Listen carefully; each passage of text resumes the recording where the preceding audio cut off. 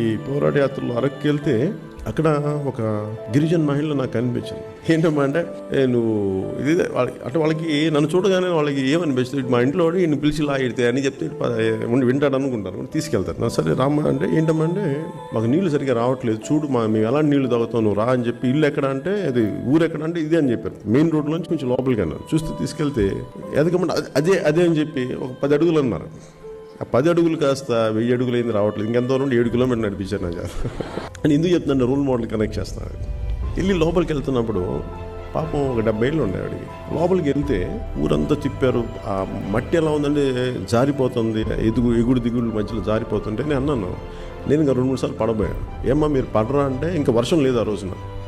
ఎందుకు పడం బాబు, పడతాం అని చెప్పి మళ్ళీ నవ్వుకుంటాను. మళ్ళీ ఎందుకు తప్పదు కదా, మేము లేచి మళ్ళీ నడవాలని. అలా వెళ్ళి చూస్తే ఆ నీళ్లు అక్కడ ట్యాడ్పోల్స్ ఉన్నాయి, చిన్న చిన్న క్రిములు తిరుగుతూ ఉన్నాయి, కనిపిస్తున్నాయి పురుగులు. వాటిని వడకట్టుకొని తాగుతారు. ఇది మన నీళ్ళు అన్నారు. ఇది మనం ఉన్న సమాజం, ఇది అక్కడ దూరంగా లేదు. ఆవిడేం అడిగింది తెలుసు, ఏం లేదు బాబు, కొంచెం నీళ్ళు కావాలి, మాకు మంచి నీళ్ళు ఇప్పించు బాబు, ఇంకేం వద్దు.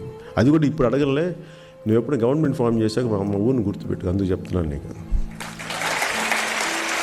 అంటే నాకు ఆవిడ రోల్ మోడల్ ఎందుకు అనిపించిందంటే, ఇన్ని కష్టాలని, ఇన్ని సమస్యలు, అంటే అంత వయసులో పడిపోతాం బాబు, చట్టం ఇబ్బెడద్ది కానీ లేచి వెళ్ళాలి కదా. అంటే ఒక కంప్లైంట్ లేదు.